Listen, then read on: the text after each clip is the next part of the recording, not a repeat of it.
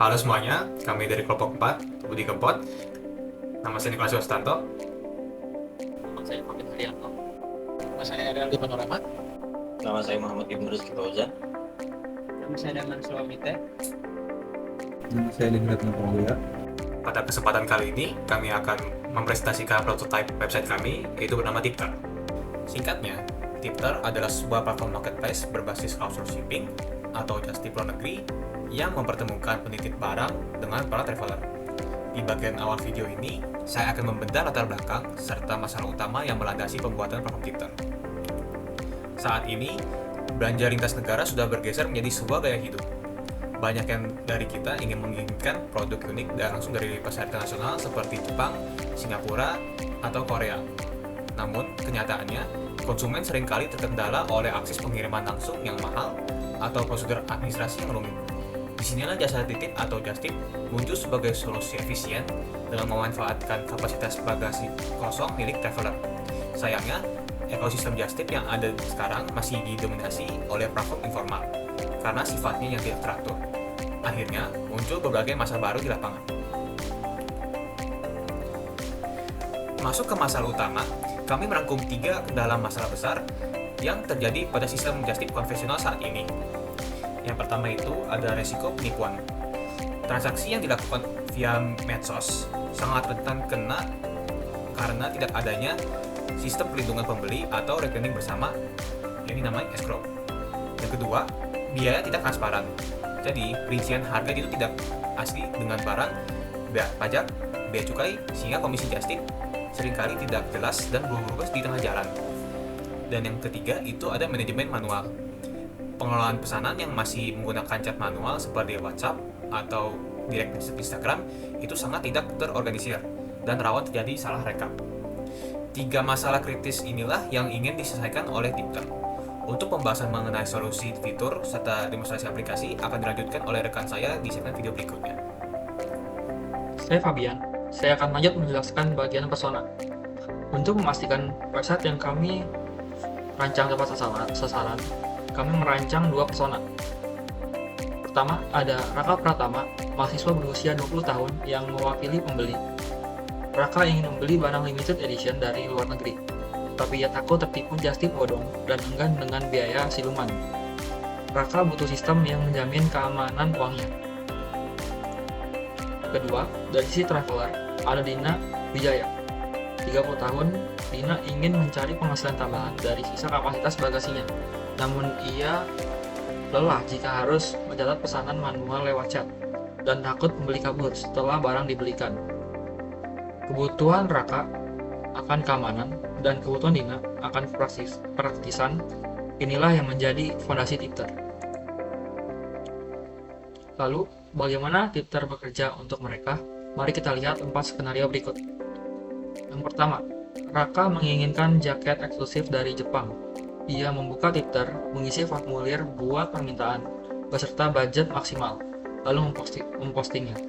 Sangat praktis. Kedua, di tempat lain, Dina memiliki sisa bagasi 10 kg. Saat ia memasukkan jadwal penerbangannya ke dalam aplikasi, fitur Smart Matching otomatis menyocokkan rutenya dengan permintaan Raka. Dina pun langsung menerima pesanan tersebut. Yang ketiga, Raka menerima notifikasi dan langsung melakukan pembayaran. Uang ini tidak langsung masuk ke rekening Dina, melainkan ditahan dengan aman oleh sistem escrow Tipter dengan jaminan keamanan dari sistem. Dina bisa dengan tenang membelikan jaket tersebut di Jepang dan mengirimkan foto buktinya. Yang keempat, jaket dikirim dan sampai di tangan Raka. Raka menekan tombol konfirmasi barang diterima dan memberi ulasan bintang 5. Ketika itu juga, dana ditahan oleh sistem otomatis cair ke saldo Dina. Raka mendapatkan barangnya dengan aman, Dina mendapatkan uangnya tanpa repot. Perkenalkan, nama saya Muhammad Ibnu Rizky Fauzan dengan NIM 134791. Dan kali ini saya akan menjelaskan tentang visual atau prototipe halaman login, dan daftar. Jadi di sini kita bisa masuk ke alur utama prototipe. Alur dimulai dari halaman masuk login ya. Nah, di sini kita tinggal pencet saja. sisi kanan atas ini. Nah, Anda bisa melihat desain yang bersih dengan kolom input yang kontras. Kami menerapkan prinsip error prevention di sini dengan memberikan label yang jelas ya. Yaitu masuk, di sini kita berikan highlight. Di page ini kita berikan highlight agar lebih bisa dilihat lah. Di sini kita masuk ke daftar dulu ya. Nah, di sini kita akan melihat proses pendaftaran yang dibagi menjadi beberapa tahap sesuai dengan secara teori HCI. Ini adalah design dialogues to yield closure. Kami memecah informasi yang banyak menjadi potongan kecil agar pengguna tidak merasa kewalahan atau overwhelmed saat mendaftar. Ini kita isi yaitu nomor telepon maupun email maupun username, lalu passwordnya di sini kita isi, lalu ke Gmail kita pakai email apa saja. Di sini nomor telepon dengan berbagai opsi negara, lalu kewarganegaraan dengan berbagai opsinya juga, lalu jenis kelamin. Saat ingin mendaftar jangan lupa untuk menyetujui syarat dan ketentuan. Lalu kita pencet daftar di sini. Nah, setelah mengisi data, di situ pengguna masuk ke tahap verifikasi OTP. Perhatikan penggunaan white space yang luas di sini untuk menjaga fokus pengguna pada kode verifikasi. Lalu saat cek email, mendapatkan kode OTP, lalu diinput ke sini, langsung verifikasi kode. Nah, di sini saat berhasil, pengguna disambut dengan halaman sukses yang memberikan informatif feedback yang instan. Pengguna tahu persis bahwa akun mereka sudah siap digunakan dan mereka memiliki kendali penuh untuk lanjut ke langkah berikutnya. Lalu kita tekan di sini. Kita masukkan lagi ya di sini dari email dan passwordnya juga yang tadi sudah kita daftarkan. Lalu kita tekan masuk. Dan kita akan dikirim lagi ke landing page atau page utama di sini. Jadi perkenalkan, nama saya Daman Slomite dengan NIM 0001395507. Jadi setelah login, kita tiba di beranda. Ini adalah pusat aktivitas pembeli. Nah, di bagian paling atas ini, kami menempatkan search bar yang dominan sebagai jalan pintas utama. Terus, di bawahnya itu terdapat kartu-kartu traveler terpopuler. Di sini kami menerapkan hukum Gestalt Law of Proximity. Jadi, informasi penting seperti nama, rating bintang, dan destinasi itu diletakkan dalam satu bingkai kartu agar pengguna itu langsung mengenalinya sebagai satu entitas informasi. Nah, penggunaan warna biru itu bukan tanpa alasan. Jadi secara psikologis, warna biru itu membangun rasa kepercayaan dan rasa aman dalam bertransaksi. Nah, katakanlah kita memilih profil Renali. Kita pencet. Nah, dalam halaman ini, pembeli itu melihat transparansi penuh mulai dari sisa bagasi hingga ulasan asli. Jadi saat pembeli mengisi formulir titipan, kami itu menyertakan rincian biaya yang sangat mendetail di sisi kanan. Nah, ini adalah penerapan prinsip reader's short-term memory. Jadi, pembeli itu tidak perlu kembali ke halaman sebelumnya untuk mengecek harga, semua rincian subtotal, biaya jasa, dan pajak terlihat jelas sebelum mereka menekan tombol bayar.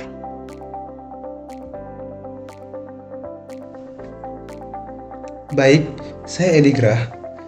Di sini saya akan menjelaskan fitur chat dari website kami, yaitu website Tipter.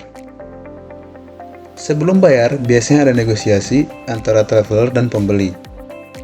Inilah antar muka obrolan kami.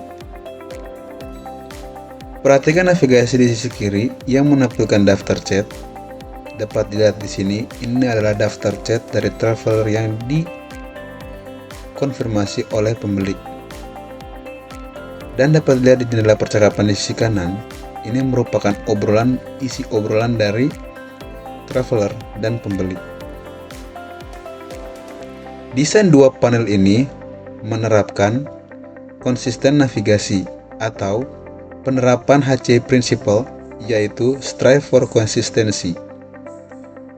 Di sini, pembeli dan traveler dapat berkomunikasi secara real-time tanpa harus keluar dari aplikasi, menjaga data tetap di dalam platform Tipter. Sekarang kita masuk ke proses pembayaran atau payment. Di sini pengguna diberikan berbagai opsi metode pembayaran Dari website kami memberikan 3 metode pembayaran, yaitu GoPay, QRIS, dan juga OVO. Dan ada informasi kembali untuk biaya yang harus dibayar pembeli kepada traveler sebesar 115.000.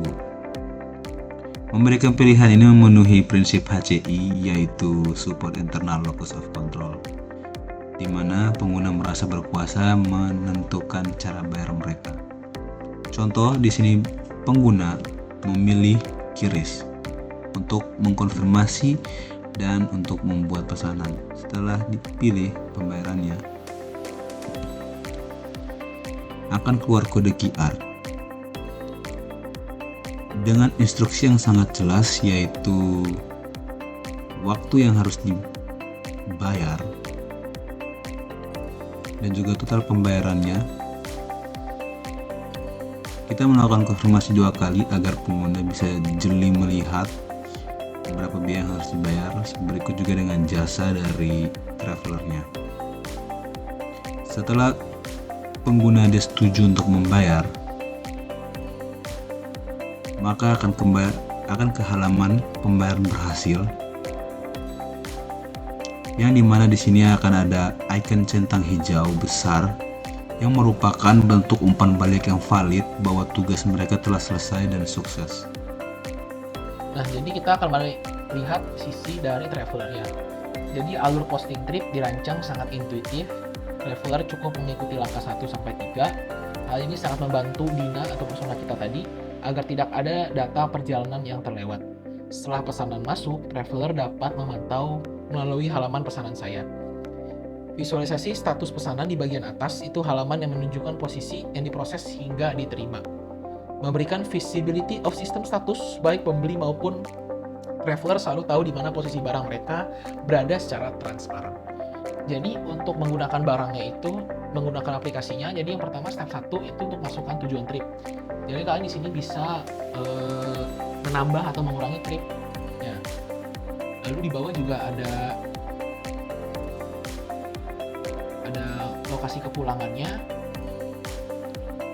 Setelah itu kalian juga bisa nambah atau kurangin lokasi kepulangannya. Setelah itu ada masukkan tanggal kepulangan.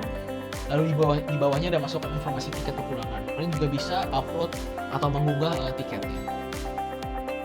Setelah itu untuk step 2-nya kalian bisa memasukkan kapasitas bagasinya berapa kilo. Misalnya lebih dari 20 kilo atau kurang dari 20 kilo. Selanjutnya ada jumlah slot titip, jadi bisa titip lebih dari 1 barang. Di bawah ini adalah kategori barang-barang yang tidak dapat diterima.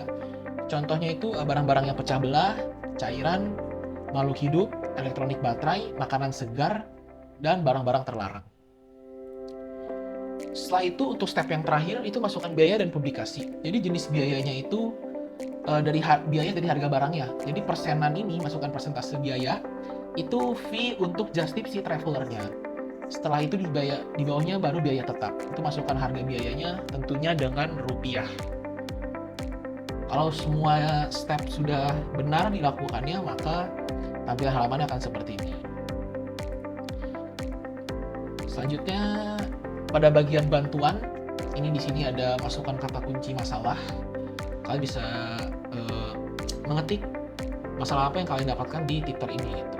Atau kalian mau lebih gampang, kalian bisa pilih topiknya sesuai dengan kendala kalian. Contohnya seperti akun dan keamanan. Nah, di bawahnya juga ada kendala yang paling sering ditanyakan atau frequently asked question-nya. Jadi itu contohnya kayak bagaimana cara untuk mengganti alamat pengiriman, jika barang yang diterima tidak sesuai, cara mengubah informasi akun, cara membatalkan pesanan yang tidak benar, dan apakah aman transaksi di luar Twitter dan Traveler. Kalian bisa langsung tanya di bagian ini. Lalu jika masalah kalian belum dapat juga solusinya, kalian juga bisa menghubungi layanan dari Twitter itu secara langsung. Jadi pusat bantuan ini tuh mudah ya teman-teman untuk diakses kapan aja. Ini melengkapi prinsip jaring pengaman bagi pengguna jika menemui kendala. Melalui alur yang sistematis dan penerapan teori-teori desain antarmuka yang matang, Twitter bukan hanya sebuah website, tapi solusi nyata untuk just tip yang lebih profesional. Sekian presentasi kelompok 4 dari kami. Kami harap Twitter dapat memberikan inspirasi bagi pengembangan marketplace jasa di masa depan. Terima kasih.